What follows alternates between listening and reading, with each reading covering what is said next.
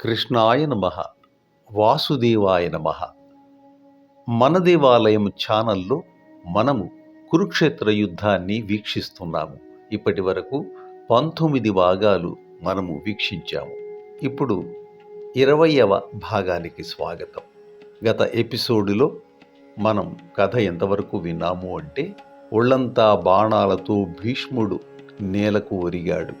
ఈ విషయాలన్నింటినీ సంజయుడి ద్వారా తెలుసుకుంటున్నటువంటి ధృతరాష్ట్రుడు సంజయునిలా అడిగాడు, సంజయ, ఇంకా ఇలాంటి విషయాలు నువ్వు చెప్పవలసినవి ఏమైనా ఉన్నాయా?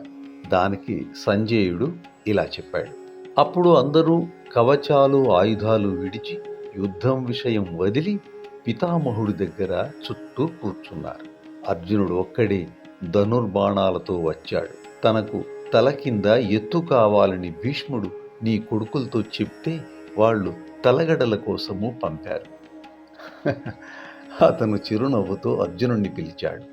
అర్జునుడు గాంధీవం పక్కన పెట్టి కళ్ళ నుంచి అశ్రువులు కారుస్తూ అతని దగ్గరకు వెళ్ళాడు.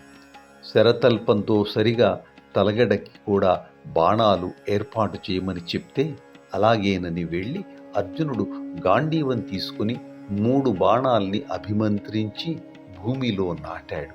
అవి సరిగ్గా తనకు తలగడగా సరిపోయాయని భీష్ముడు ఆనందించాడు.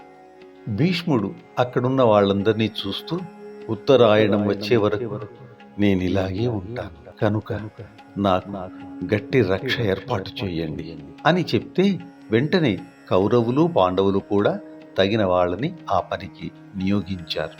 చికిత్సకులు వచ్చి శల్య చికిత్స చేస్తామంటే భీష్ముడు వాళ్ళని వారించి పంపాడు. భీష్ముడు దాహం అడిగితే పరుగెత్తికెళ్ళి అనేక మంది నీళ్లు తీసుకొచ్చారు.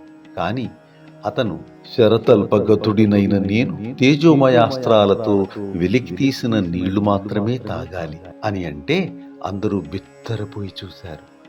అతను అర్జునుడిని పిలిచి ఈ పనికి నువ్వే సమర్థుడివని చెప్పాడు.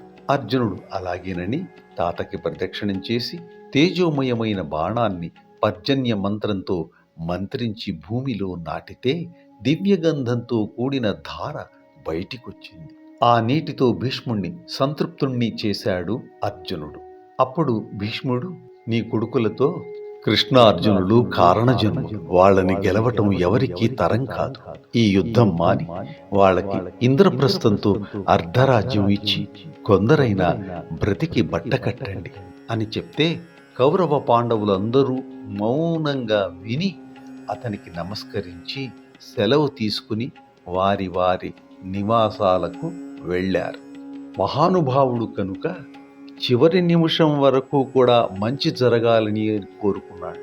కాబట్టి ఆ క్షణంలో కూడా దుర్యోధనుడికి చెప్పాడు, నువ్వు అర్ధరాజ్యం ఇస్తే పాండవులు రాజ్యం చేసుకుంటారు, మీరంతా ఇప్పుడు మిగిలిన వాళ్ళైనా బతకచ్చు హాయిగా అని అన్నాడు. వంశక్షయం ఇష్టం లేదు ఆయన. అయితే మౌనమే అంగీకారమా తిరస్కారమా అన్నట్లుగా మౌనంగా కౌరవ పాండవులు నమస్కరించి వెళ్ళిపోయారు. ఏం జరుగుతుందో మనకి తెలుసు. సరే, కథలకు వెళ్దాం. ఆ తరువాత కర్ణుడు భీష్ముడి దగ్గరకు వెళ్ళి భక్తి వినయాలతో పాద ప్రణామం చేసి, నా మీద కోపం విడిచి వాత్సల్యంతో నాకు తగిన మాటలు చెప్పు అని అడిగితే అతన్ని గౌరవంగా దగ్గరికి పిలిచి ఆ చుట్టుపక్కల ఉన్న వాళ్ళందరినీ దూరంగా పంపి ఇలా అన్నాడు భీష్ముడు, పిల్లలు నీ మూలాన చెడిపోతున్నారన్న రోషమే తప్ప నువ్వంటే కర్ణ నాకు కోపం కాదు. పైగా నువ్వు కౌంతేయుడివని వ్యాసుడు ఇదివరకే చెప్పాడు. ఆ పాండవులతో వైరం వద్దు, నువ్వు వాళ్ళతో కలువు అని అన్నాడు భీష్ముడు. అయితే రాధేయుడు ఇలా అన్నాడు, ఇదంతా నేను ఇది వరకు విన్న విషయం. అయినా దుర్యోధనుడు నాకు ఇంతకాలం ఎంతో గౌరవం ఇచ్చాడు, అతన్ని వదలటం భావ్యం కాదు. అలాగే పాండవుల్ని నేను సమయం దొరికినప్పుడల్లా అవమానించాను. సర్వము దైవాధి. నా శక్తి కొద్దీ నేను యుద్ధం చేసి రారాజు రుణం తీర్చుకుంటాను. వేరే మాట లేకుండా నాకు అనుజ్ఞ ఇవ్వు అని అన్నాడు. అప్పుడు భీష్ముడు బదులుగా ఇలా అన్నాడు, నాకు తెలియదా? అలాగే దుర్యోధనుడికి ఏది ప్రియమో అది చెయ్యి. మనసులో ఎలాంటి అనుమానాలు వద్దు. అనుజ్ఞ ఇస్తున్నా అని అతన్ని పంపించాడు భీష్ముడు. తరువాత ఏమైందో వచ్చే ఎపిసోడ్లో తెలుసుకుందాం. అంతవరకు సెలవు. సర్వే జనా సుఖినో భవంతు. సర్వం కృష్ణార్పణం.